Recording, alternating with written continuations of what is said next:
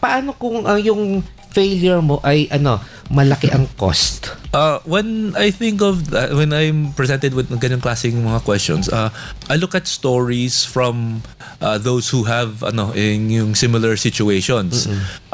Off the top of my head, naisip ko sila Elon Musk, sila Steve Jobs. They did also have situations like tulad na po sinasabi nyo, naging ang laki ng mga utang nila, losses. Utang, di ba? Talagang kung nakita ko yung mga numero, parang seryoso ka? Paano yan? Di ko kaya yan. Correct. But somehow they did it. So there's inspiration from many stories. Pwede bang may sama din na pangkaraniwang pagkakamali or failure ng nagninegosyo na nagagawa nila yung pagkakautang? Alright, so a little off, but utang in a business sense can be a good thing.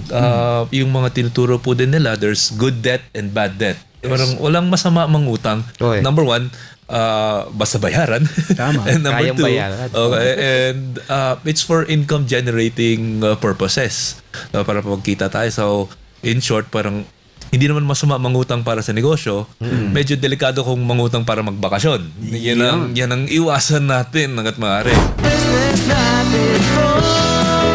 Life business natin to. Ayun, magandang gabi mga partners. Ayun, welcome po kayo dito sa business natin to. Ayun. At syempre ngayon po ay, ang bilis ng panahon, no? January 8, 2026 na. Ang bilis ng panahon, no? 8 days after, New Year? O 7 days?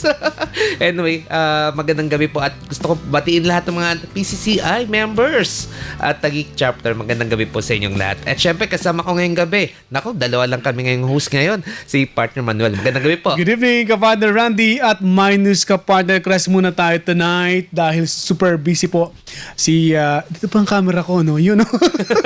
Tingin ko, sorry. Kasi parang tatagilid. Nakikita ko yung yung pulbos ko dito. Pulbos. Pero Tumawala ka. Good evening, Kapartner Randy at sa ating mga taga-subaybay at kay Kapartner Cres. Magandang gabi. At sa ating mga masugid na taga-subaybay on Facebook at sa YouTube, sa UNTV News and Rescue at sa Facebook, of course. Yan ay business natin to on air at sa UNTV Radyo La Verdad, Kapartner Randy. Tama ka dyan, partner. Dagdagan ko lang din. Ito yung mobile number natin. 0997-824-9408. Pwede po kayo dyan magtanong or kung may suggestion kayo about gusto nyong topic, di ba? Dito sa ating programa, pwede po dyan. At sasagot po dyan si Samang Cres. Yun. Kasi siya yung wala. Kasi kayo wala siya sasagot. Pero kahit busy si Kapartner Cres ay nasasagot pa mga katanungan. Ganun din. Sa mga nag-message po sa amin sa Facebook ay nakikita natin Kapartner Randy may mga gustong mag-sponsor pero sabi natin ay wait lang dahil naka-line up lang sila Kapartner Randy. Tama ka dyan, Partner Manuel, no? Kung gusto niya, mas lalo yung mga sponsor. Pasok lang po kayo. Gusto namin yan. Gusto natin yan. Gusto nyo i-guess natin yan na pwede. Pag-usapan natin. Ayun. Kasi ngayon, wala si Partner Chris. Ako muna, Partner Manuel. Yun. Dito sa kanyang segment. Oo. Ito po yung tax paalala. Ito yung kay Partner Chris, no? Sa January 10, 2026, Saturday, ito po yung submission ng list of buyers of sugar together with a copy of certificate of advance payment of VAT made by each buyer appearing in the list by a sugar cooperative for the month of December 2025. At syempre po, information return ng... pakibalik po. Bilis, ha? Bilis. Of releases of refined sugar by the proprietor or operator of a sugar refinery or mill for the month of December 2025 din. Sa January 11, Sunday, filing ng 1601C, monthly remittance return of income taxes withheld on compensation for the month of December, EFPS filer yung Group E. Ayan. At syempre sa December pa January 12, e-filing ng BIR Form 1601C, monthly remittance return of income taxes withheld of compensation yung that sa EFPS filers under Group D naman for the month of December 2025. At syempre sa January 13, e-filing and 160 ng BIR Form 1601C ng monthly remittance return of income taxes withheld of compensation EFPS filers under Group C naman yan for the month of December 2025. Yun. Yun. Ito, isa pa. Wala kasi si partner Chris, no? Ito yung nasabi natin last episode natin na may bagong segment tayo. Konti lang naman, mabilisan lang to. Ito yung Tactionaryo. Ayan. Yun. Syempre po, dito sa after paalala, Tactionaryo tayo. Ano ba to? Ito yung konting explanation sa mga konting tawag doon? Mga Yung terms na ginagamit sa BIR. Oo, sa BIR, sa Usually, mga taxes. Mga nosebleed na mga salita eh. And parang unaware tayo, lalo na yung mga hindi madalas gamitin. Pero kayo mga accountant, napaka yan. Tawag dito ay expert na kayo dyan, kapartner Randy. Hindi naman tayo expert. Naka-ano lang. Kala mo lang, no? Anyway, ito na po. Partner Manuel, kasi ikaw hindi ka accountant. Hindi. Oo. Nagka-count lang ako ng sweldo. Gusto ko yan. At saka tax. Gusto ko yan. Anyway, partner, narinig mo ba yung O's na words? Lagi ko naririnig sa inyo pag nagdi-discuss kayo ni ka-partner Chris at pag may guest tayong CPA din. Parang ang kuha ko dyan, ito yung online registration ba yan? Pag may gagawin kang kailangan i-apply sa BIR? Ganun lang. Yes, tama ka dyan, partner. Ito yung online registration and update system ng BIR. Wow. Actually, ilang taon na din to na system ng BIR na dito ka nakukuha ng QR code ng books of accounts mo. Galing. Oo. Permit to use loose leaf. Dito na din, kung gusto mong kumuha din ng ATP, dyan na din. Actually ngayon, January 15, may deadline po tayo ngayon ng loose leaf books of accounts. Kukuha ka muna ng QR code sa OS.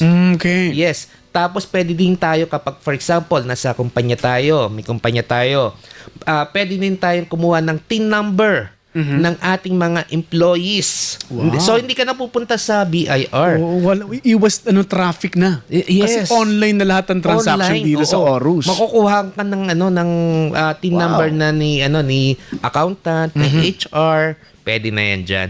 So, ang ganda, actually maganda yan. Yun nga lang, right now kasi, nagda-doubt ang OS lagi. Kapag yung uploading ng mga documents, Nagda-doubt. nagda-down, Nagda-down. Akala ko nagda-doubt. nagda-doubt sa'yo dahil baka mali yung dokumentong Yan lang. Yan. So, yan po yung OS natin. Online Registration and Update System. Wow, yan ang Ayun. ating Tactionaryo segment for tonight. Yun. Ang ganda naman ng title na yan, Tactionaryo. Parang dictionary ng tax.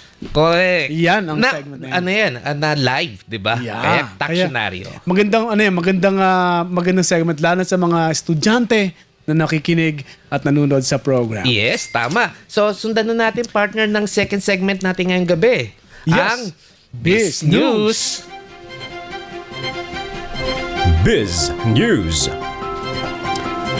At syempre, para kumpleto tayo sa ating Biz News naman, mga kasangbahay, eto puntahan natin ang balita ni Miss Cecil Alabata Cruz, House Speaker Bogie D. Nangakong hihigpitan ang pagbabantay sa bagong permadong budget para sa 2026. May ulat si Cecil Alabata Cruz. Tiniyak ni House Speaker Faustino Bogie D. III na mahigpit na pagbabantay sa paggastos ng pondo ng bayan matapos pirmahan ni Pangulong Marcos ang 6.793 trillion pesos na pambansang budget para sa 2026. Ayon kay D, hindi nagtatapos sa pagpirma ang trabaho ng Kongreso dahil sisiguraduhin nilang bawat pisong ginastos ay ayon sa batas at walang bahid ng korupsyon. Binigyang diin niya ang zero tolerance for corruption at sinabing ang 2026 budget ay people's budget na tututok sa edukasyon, kalusugan, trabaho at seguridad sa pagkain. At yan ang ating balita para sa business natin to, Cecil Alabata Cruz, Radyo La Verdad 1350 ang UNTV Radio. Alabata Cruz. Sana naman. Sana naman. At hindi lang si speaker ang magbabantay. Tayong lahat magbabantay. Bantay natin. Yes. Baka mamaya mabulsa na naman ng mga sinasabi nilang kontraktor at mga congressman, sabi nila, di ba? Correct ka dyan, partner. Actually, partner, nung nadidismaya ako kung magbabayad ka. But huwag kayong madidismaya. Kailangan na, obligasyon natin magbayad ng tax. Yun nga, minsan natatouch natin Kapadre Randy na sabi ng iba, hindi na kami magbabayad ng tax. Total, nakukorrupt naman ng mga corrupt na to eh. Sa Correct. government, sa mga iba-ibang agencies, ba't tayo magbabayad? Pero sabi nga ninyo na mga account natin hindi pwede kasi malaki ang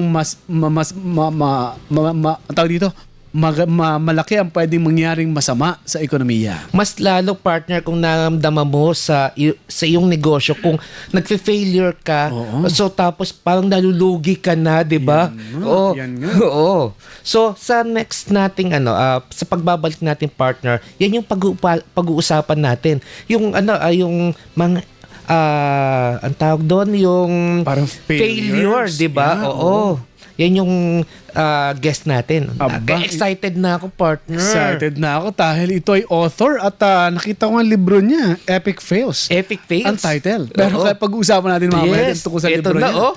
Hawak na po namin. Kaya marami na po kaming tanong sa kanya about his book. Yan, maraming tayong matututunan dyan, mga partner. So, wag kayong alis, mga partner, no? Magbabalik po ang Business Natin To! Business natin to. Life business natin to.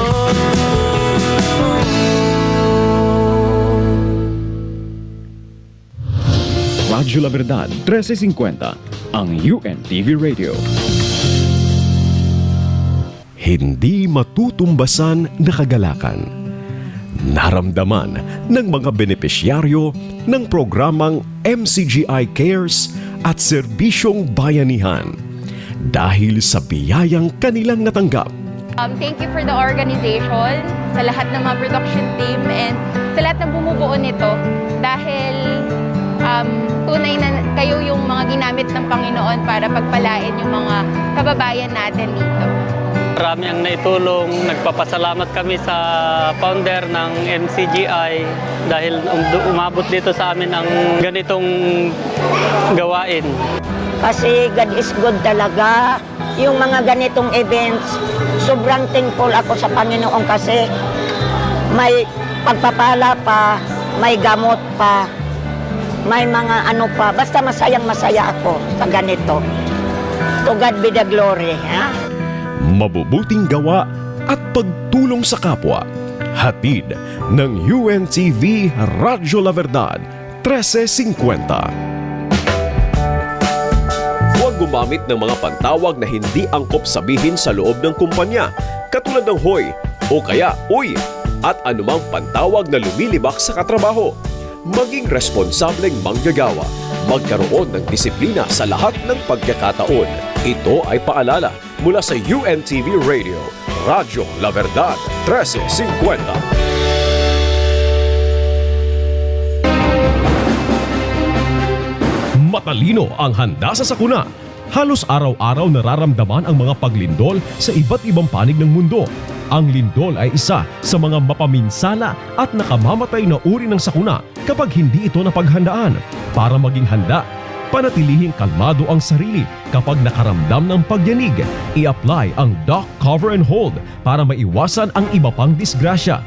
Kapag wala ng pagyanig, saka lumabas at pumunta sa open area. Huwag tumakbo at kung nagmamaneho naman ay pansamantalang tumigil muna para maiwasang makabangga.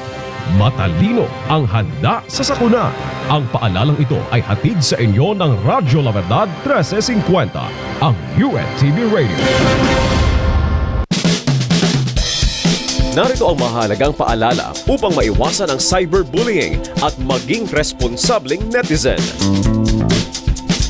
Mag-ingat sa pagko-comment sa iba't ibang usapin sa social media. Kung ang iyong komento ay magdudulot ng paninira sa kapwa, ay mabuting tumahimik na lamang. Ito ay isang paalala mula sa UNTV Radio, Radyo La Verdad 1350. Matalino ang taong handa sa sakuna. Kapag may lindol, maging alerto tayo. Tandaan lamang ang mga dapat gawin sa oras ng lindol. Kung ikaw ay nasa matibay na bahay o gusali, manatili na sa loob nito, yumuko at magtago sa ilalim ng matibay na lamesa at humawak sa paa nito upang maprotektahan ang sarili sa naglalaglagang bagay. Umiwas sa salaming maaaring mabasag. Kapag may pagkakataon, buksan agad ang pinto upang makalabas matapos ang lindol. Kung ikaw naman ay nasa labas ng bahay, mabilis na pumunta sa bakanteng lote, lumayo sa mga poste ng kuryente, puno, pader at ibang istruktura na maaaring bumagsak.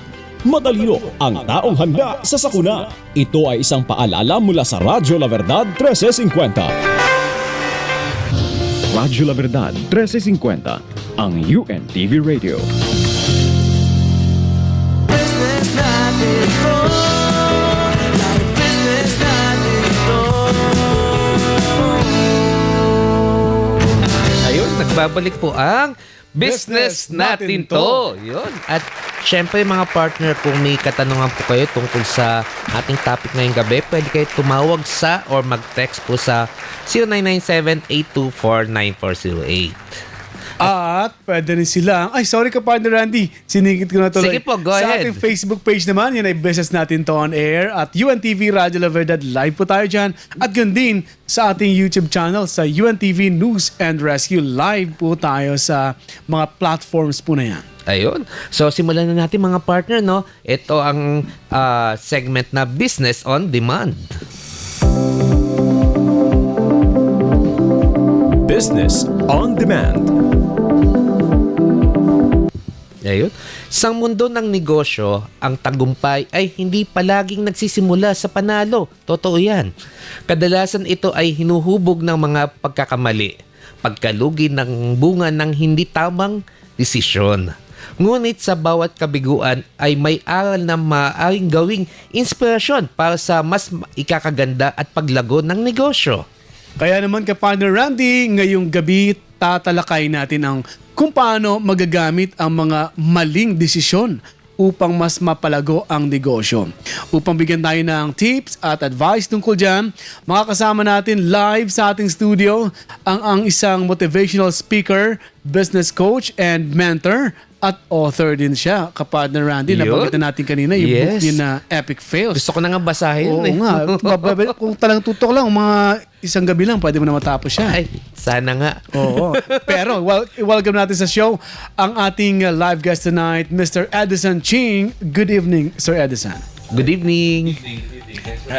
Parang naka-off mic. Yan. Pakiulit, sir. Yan. Okay, yeah. Yeah. Hi, good evening. Glad to be here. Yeah. Magandang gabi po. Maraming salamat. Ayun. At sir, simulan na natin sir. Para makarami tayo kasi medyo kukulangin na naman tayo ng oras. So, sir, can you tell me something about yourself, yung affiliation mo sir, yung profession mo? Okay, bale, now just a new author lang po ako ngayon. okay. So, I'm working on that as my sa journey ngayon. So, Yeah po. but entrepreneur, so we've had some businesses, investments, and things like that. So, ayun, we're trying to do a new thing sa December sa 2026. Yeah po. So, author is my next journey, and then let's see how it goes. Ano? Magandang yan, journey. At yung paggawa ng book ay, ito ba'y bago lang talaga sa ginagawa nyo? Yes, actually. This is my first book. Pero parang matagal na natin iniisip na gawin. We've always felt like it's something that we wanted to, is a way to yung share yung thoughts natin and stuff. And ayun, through sa mga mentors ko na nagturo sa akin paano gumawa ng libro, and here we are. Oo, sabi nga ka-partner Randy kanina, mas maganda parang mas madaling magawa mo isang project kapag may mentor ka. Tama. Sabi niya. Sir, ilang buwan mo itong ginawa or taon ba? Itong book mo? Bale, yung pinaka-final ko na lang yun, just a couple of weeks, 2 weeks lang, pero Wow. parang ilang taon ko na nasa Isip utak mo yan. yan. Nandun na yung actually mga notes ko or regarding this, feeling ko, I mean, siguro like more than 5 years na we have our personal journal, Apo. we write about these things, and nakita ko it's been more than 10 years, but then when I finally decided, you know what, I need to write a book, maybe in a span of a couple of weeks, collect lang tayo mga Ginawa mong formal na sir. yes. Nandito So, na lahat sa book na to. Nandito na. And ang title niya ay Epic Fails, no? So manggagaling dito ang tanong ko ng mga kapartner Randy sa parang title na mismo ng book niya, Epic Fails. As a business coach, Sir Edison, at mentor, ano ba yung ibig sabihin ng failure sa negosyo at bakit ito mahalagang part ng tagumpay or success natin? Sa negosyo, when it comes to failure, I look at it as mainly two things. Number one, if financially hindi na talaga kaya. Yeah. Hindi na talaga kaya. Wala na tayong madukutan ng pang ano, yung energy na pangbayad and stuff like that. And number two is when we just unfortunately tumigil lang tayo, nag-quit lang tayo sa ganun, parang tinigilan na natin, then that's really closing the door on your business. Kung hindi na talaga, like in terms of sa mga taxes, officially diba may closure of business, yun na po talaga yung ano. But sir, yung kapag nag-fail ka sa, for example, nag-fail ka magbayad ng tax na yan. For example, mas lalo kapag na-file lang ka ng tax evasion case. Yun ang pinaka-worst case scenario. But ano ang pinaka-magandang gawin, sir? Sa tingin mo, sir? In terms of kapag nasa ganong sitwasyon ka. Okay, so mga taxes, I would defer to your wisdom with that, pero I would think acknowledge muna. I mean, wag natin i-deny. I mean, in the spirit of the book is walang perfect. Yapa. And lahat tayo nagkakamali. And before we, do the correct steps, kailangan i-acknowledge din natin na sarili natin na, failure is a normal part of life.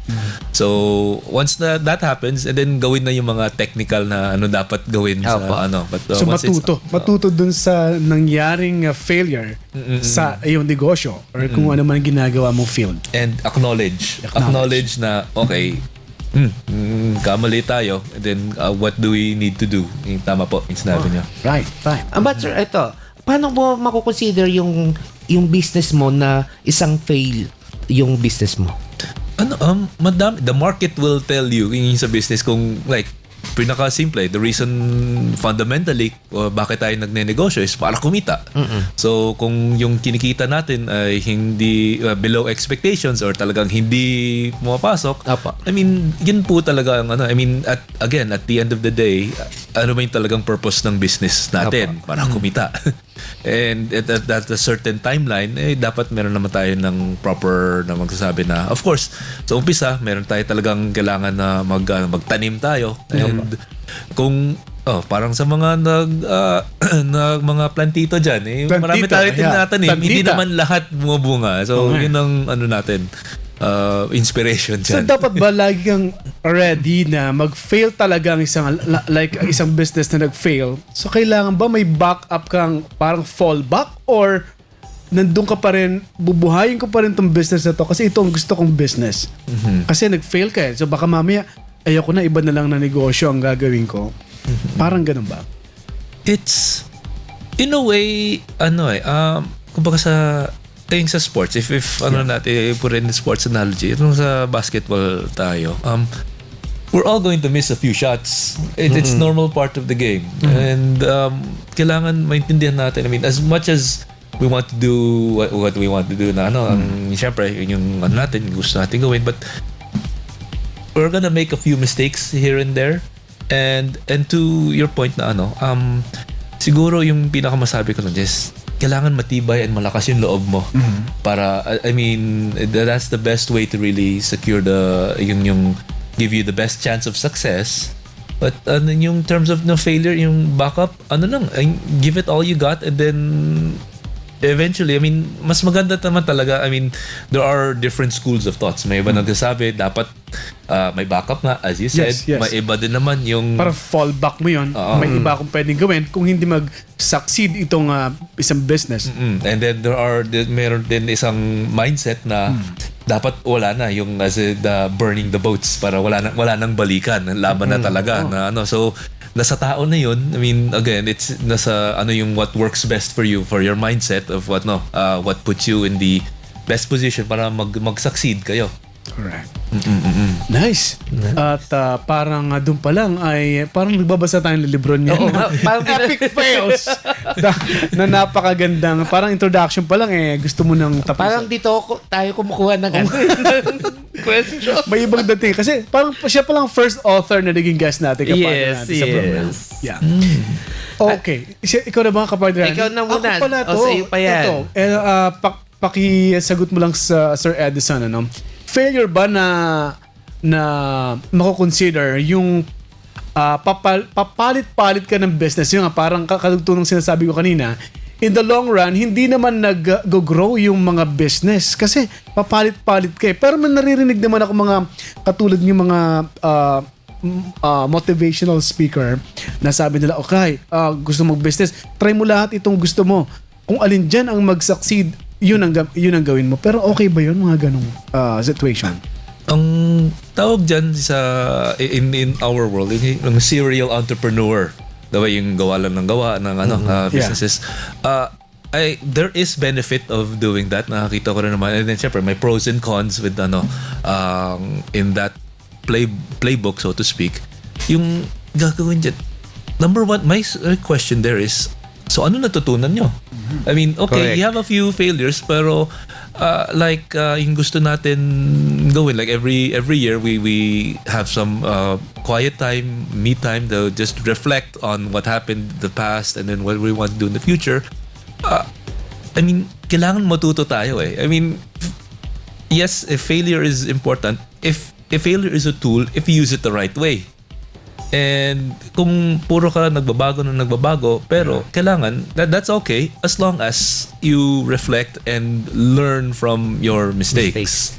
At pwede bang yung passion mo, yun ang gawin mong business? Para kasi passion mo na yun eh. Mag-fail ka man dyan, passion ko to eh. Gusto kong magawa ito ng talagang kumbaga galing sa puso kong ginagawa ko. Mag-fail man ako, gagawa ko ng paraan. Kasi yung passion ko, ginagawa kong negosyo ko. And in that sense, as long as you are learning the technical aspects of business, I mean, kumbaga, guess ko sinasabi niyo, puso yan eh. Lahat naman tayo, gusto natin gawin may puso eh. Yeah. Kailangan din ng utak. Yeah. Sa puso. Ay sir, follow-up question lang sir. Paano kung yung failure mo ay malaki ang cost? Ay, yung malaking. Parang may tax na naman yun. Hindi, ano na to? Kabayaran. Kabayaran. Akala ko may tax na naman tayo dyan. When I think of that, when I'm presented with ganyan klaseng mga questions, I look at stories from those who have in yung similar situations. Off the top of my head, naisip ko sila Elon Musk, sila Steve Jobs. They did also have situations like tulad na po sinasabi nyo, naging ang laki ng mga utang nila, losses. Utang, di ba? Talagang kung nakita ko yung mga numero, parang, seryoso ka? Paano yan? Di ko kaya yan.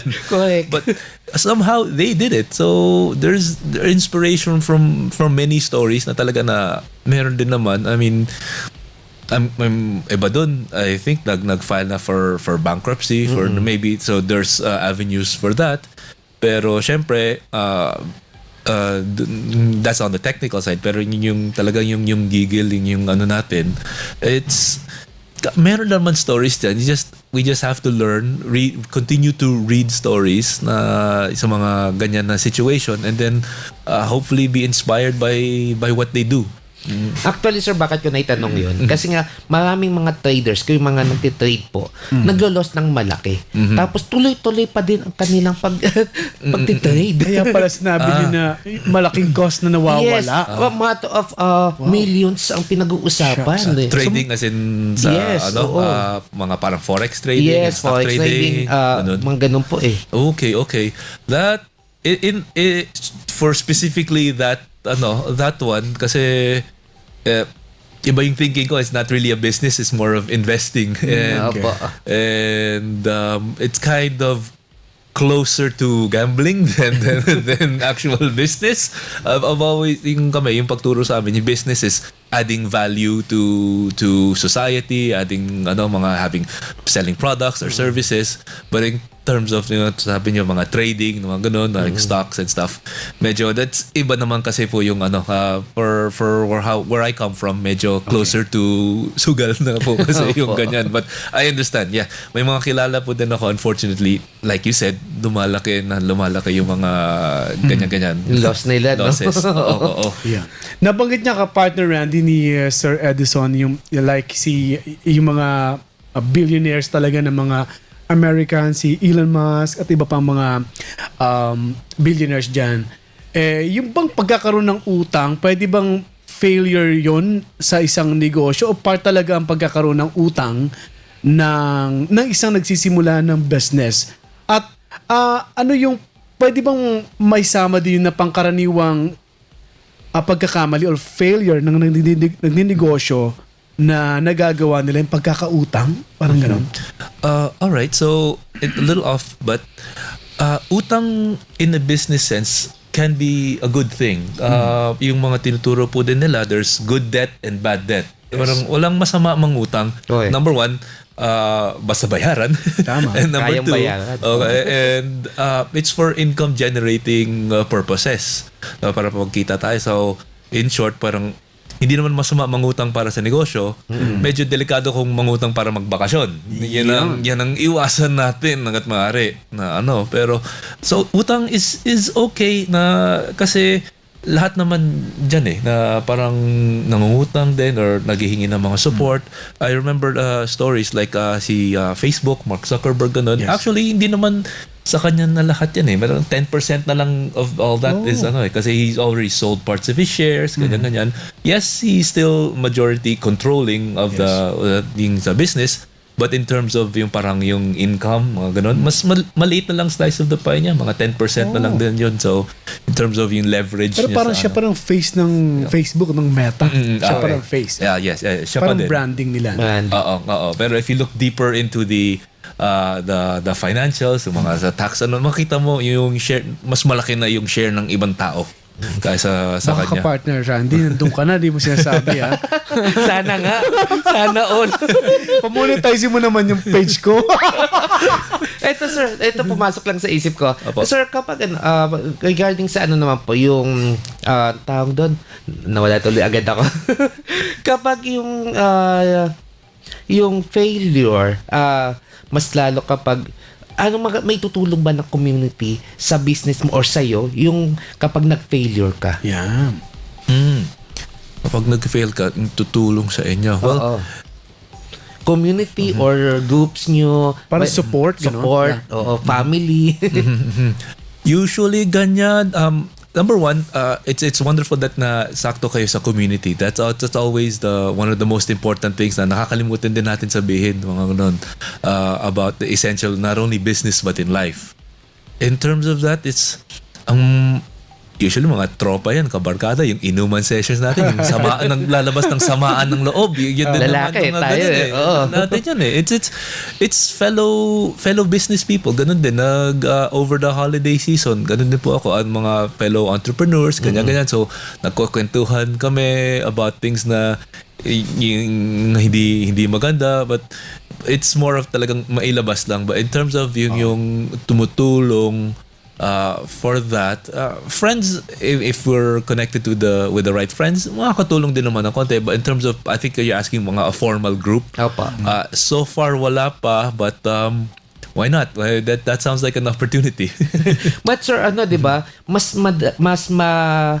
magaang isabi yung yung failure mo o yung problema mo sa kaibigan or sa co-entrepreneur, 'di ba? Kaysa sa family or sa Asawa. Sa asawa. Ganun ba talaga? Sabi lang, naririnig ko na rin yan. Oo nga eh. Mas madali nang sabihin sa friends at mga ka-negosyo, katrabaho, kaysa sa family. May ganun ba talaga? It depends on the family, I guess.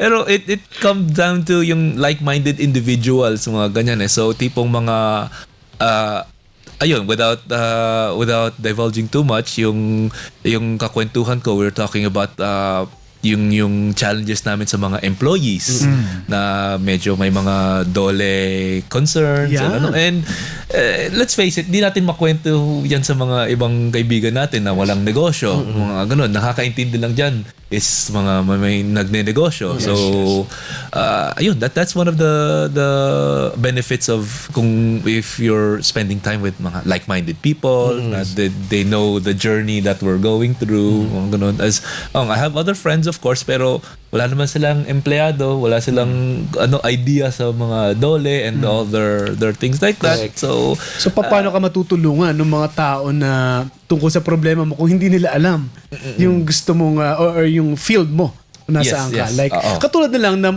Sir Edison ng mga nag-fail sa negosyo o nabigo. Medyo parang puso ang pinag-uusapan na bigo, no? So, nabigo sa negosyo, nag-fail. So, may pagkakaiba ba, Sir Edison, yung paano niya tinitake or a reaction ng mga first-time entrepreneurs compared dun sa mga veteran na mga negosyante kapag sila ay nag-fail sa business?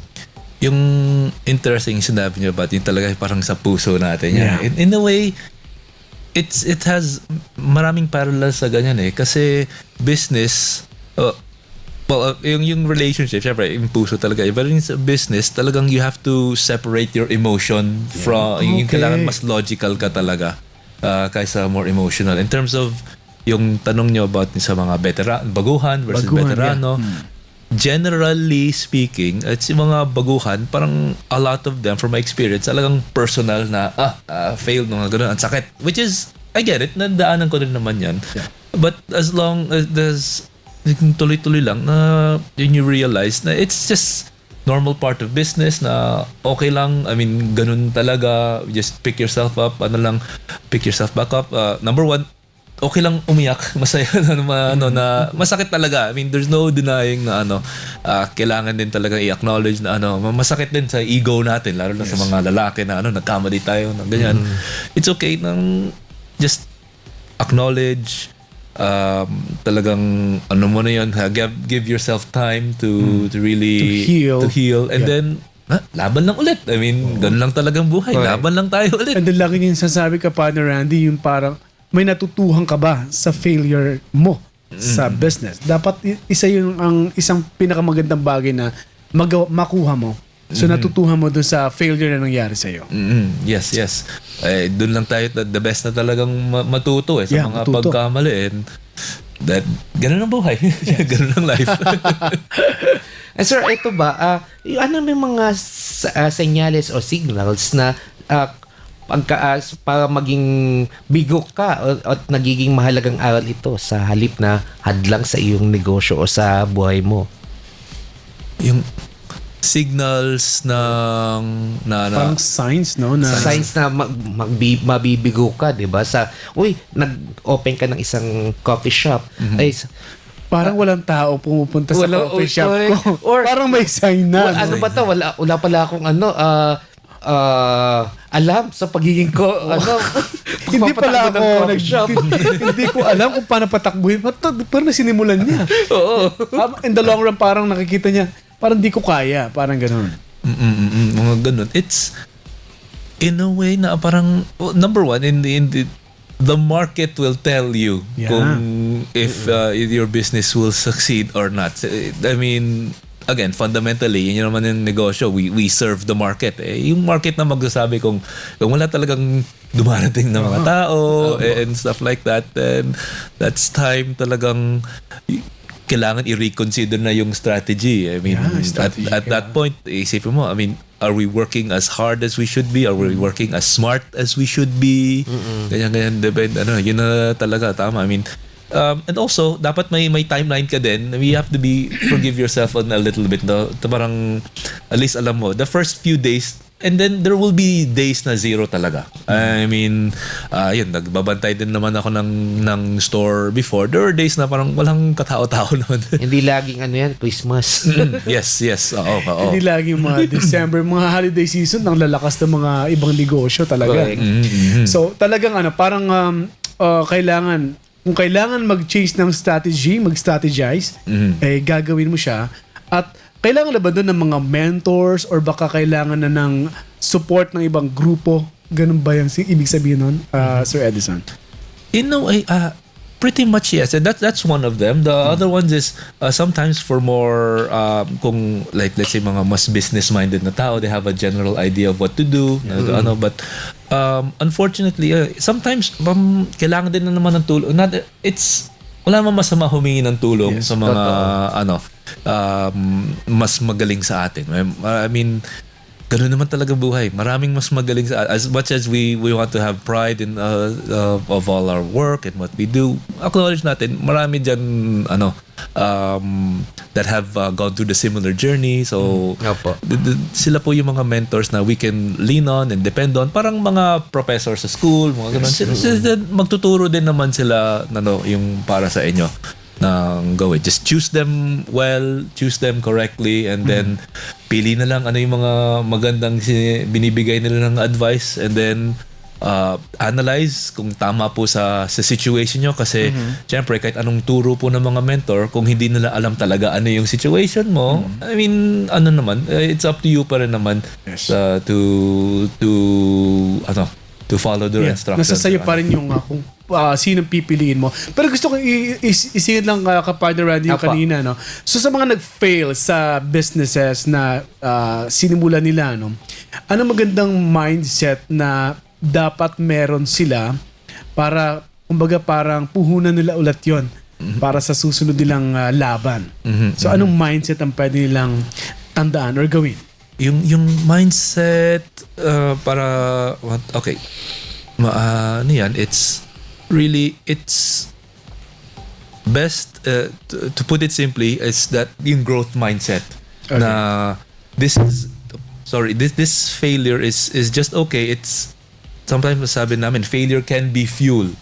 Kung naintindihan natin na okay lang, it's a normal part of the game, and it's something na mas acknowledge natin yan, matuto tayo, and use that as yung fuel for the next one, for the next adventure. Kailangan we best talaga to understand that it's not the end of the world. Marami pang kailangan gawin, especially kung negosyante ka talaga, and it's just part of it. Hanap ng community, as nasabi niyo po, na at least kasi kung parang ganyan nangyari, sama ng loob, kailangan ilabas natin yan. And if we struggle to do that, din natin, it's mahirapan tayo magkaroon ng yung tamang mindset, yung growth mindset na kailangan talaga. Hi sir, speaking of community, kasi dito sa social med natin, magsulat ka lang sa community, maraming sasagot. Okay lang po ba yun?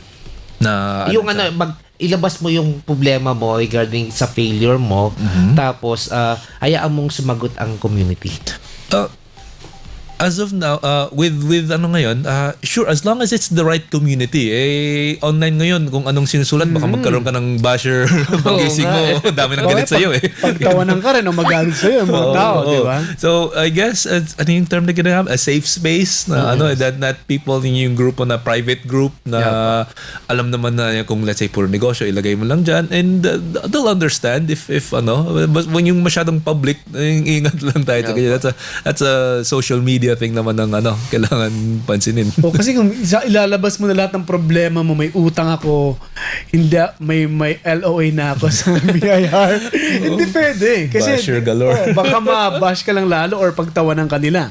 So may mga times na private or may boundary ka pa rin sa pagsasabi ng problema sa community online. Oo nga. Anyway, Sir Manuel. Yes. Eto, ihabol din natin to. Yun, nabanggit ko na rin kayo ka-partner Randy about sa mentor, no? So, gaano kahalaga magkaroon ng mentor, lalo na kung nag-fail ng negosyo mo? At punta na natin, talaga nabigo ka na or nag-fail ka na sa negosyo mo or field mo. Gaano kahalaga ang mentor, Sir Edison?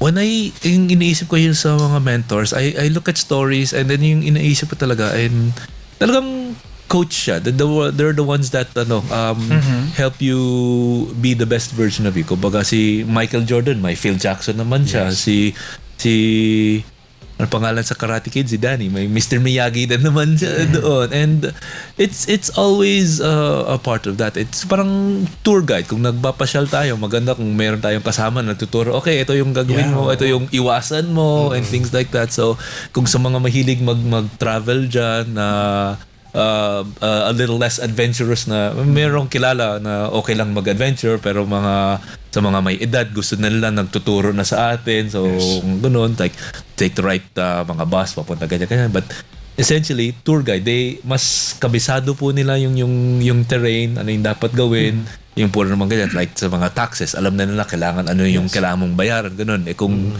hindi nyo alam, mabibigo na talaga sa mga Malulugi talaga. sa mga kailangan Maya, bayaran. ang dami mo na palang love letter sa BIR, kapartner Randy. Oo,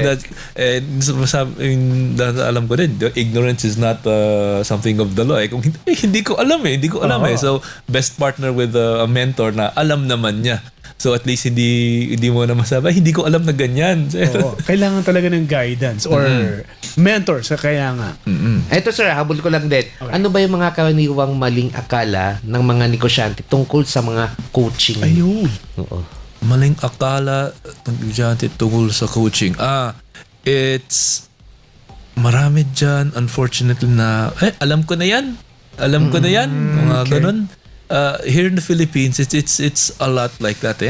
Alam ko na yan, di ko na kailangan yan. Okay. It's this, and also, I mean, I understand naman, they see it as a luxury. Na, I mean, kaya tayo nagnenegosyo kasi sariling sikap natin talaga, yung sariling pawis. Pero minsan kailangan pa natin matuto. Yun yung actually sa negosyo, mas it's more of a learning experience than people really like to say. I mean, syempre kumikita tayo pero araw-araw tayo may bagong natutunan sa negosyo na hindi pala pwede ganyan. Pwede pala ganyan. Mga ganun na ganun din. Alright. Ay, talagang salamat sa mga pagpapaliwanag. Okay, punta natin kapartner Randy ang book ni Sir Edison Ching, Epic Fails ang title ng book niya. At sabi dito, Lessons from 42 Business Blunders in the Hall of Shame. Ano bang laman ng book na to at sino ba ang dapat na makabasa ng book na to, Sir Edison? Okay, so yung laman yan, it's 42 stories, mostly sa mga US businesses, mga, yung sakto yung sabi ko, Blockbuster. Blockbuster video, yung sa US, tas mga... Kasi tinalo siya ng Netflix, di ba? Yes. And I'm sure lahat tayo, yung mga listeners, puro Nokia tayo dati. Ano na nangyari sa kanila ngayon? Oo, iba na. Pwedeng may failures na nagawa nila. Big failure yun eh. Ganyan. And like yung Kodak, mga ganun. Na medyo nawala na rin sila talaga. Kasi may Nandito na. Nasa phone na natin. So, stories like that all over the world, yung mga businesses na nawala na. So, my goal is na sana matuto yung ganun. At least yung mga billions sila yung nawala, hindi tayo. So mahilig din tayo magbasa ng ganyan. So just in a way, it's just me writing things down, journalizing it, summarizing, it's ina-analyze ko din sa mga books. So in terms of para po kanina to, it's sa mga negosyante na nag-ready dyan na it's na negosyante na na-acknowledge na natututo naman tayo sa pagkamali. Yes. Sana pagkamali na lang ng iba. Hindi yung malaki. Yung sa atin, dasal na lang na maliit lang yung pagkamali natin. Tama. Wag na nangyari sa kanila. Napakalaking company nila pero like yung Blockbuster nga hindi nila inakala na lalamunin sila ng online ng Netflix, di ba? Grabe yung kwento na yun. Pinagtawanan pa nila yung Netflix eventually. Nung una ginagawa nyo. Kami nagpaparenta na kami ng mga CD ata, mga movies, DVD, VHS. Yes. Oo. Hindi ko na naabutan yun, ha? CD na ako kapartner Randy. Ang naabutan ko, Video City. Baka branch din ng Blockbuster, no? Pero yun na, tinalo ng Netflix. So parang napakalaking aral dun sa mga gusto mag-start ng business na mabasa nyo ang Epic Fails by Edison Ching, kapadre Randy. Ayun, sir. Sir, saan ka ba namin pwedeng kontakin, sir? Or may event ka ba? Yung inayos pa namin, but right now it's just yung book ko lang yung ginagawa ko. It's available in Shopee, and then my Facebook is Edison Ching. That's my author page. So doon lang po. Oh, yun. So, mga nakikinig po ngayon, mga partners natin sa businesses, kuha na po kayo. Ganun eh. Order nyo na. Order na. Marami kayong matututuhan. Yes. At ako magbabasa na ako. Magbabasa na ako, kapartner Randy. Correct. Matuto tayo dito sa book ni Sir Edison Ching. Ayun. Sir Edison, maraming salamat po sa pag-guest po sa show natin. Kahit nahihirapan ka mag-Tagalog, naiintindihan namin. Kasi siya, nag-aral kasi sa abroad, pero nag-aral siya sa Philippines. Kaya talagang alam niya ang language natin. Kaya kung hindi ko na rin naiintindihan ang sinasabi ko, Tagalog eh. Maraming salamat, sir. Salamat po din. Salamat po rin. Maraming salamat. Mr. Edison Ching, isang author and entrepreneur na nakasama natin ngayong gabi, kapartner Randy. And isa po siyang motivational speaker. Yun. Saan na ba tayo? Mag-i-extra na ba tayo? Mag-extra pa ba tayo? Mag-i-extra na tayo. Pero maraming salamat sa mga nakasama natin, kapartner Randy. Nandyan of course si Sheila Cotelio ng ating EP. Thank you so much. Sa technical, nandyan si Ian Macalanda. Maraming salamat. At sa ngalan ni kapartner Crash na makakasama natin next week, kapartner Randy. At syempre gusto ko magpasalamat din kay Kuya Daniel Rason, kay Sir Jay. Ayun, Sebe, maraming salamat Sir Jay. po. Sa lahat po nakinig po ngayong gabi, maraming salamat po. Ayun. At sa pangalan din ng ating station manager, Miss Annie Rento. Oo nga po, nakalimutan na. Thank you po. Nanonood si Ma'am Annie. Ayun. So out na tayo, partner, no? Sa negosyo, walang imposible. Dahil sa negosyo ay kaya natin. Dahil business natin to. Paalam. Paalam. Maraming salamat po. Chris at Randy, lahat masasagot. Basta kay Chris at Randy, lahat masasagot. Dahil business na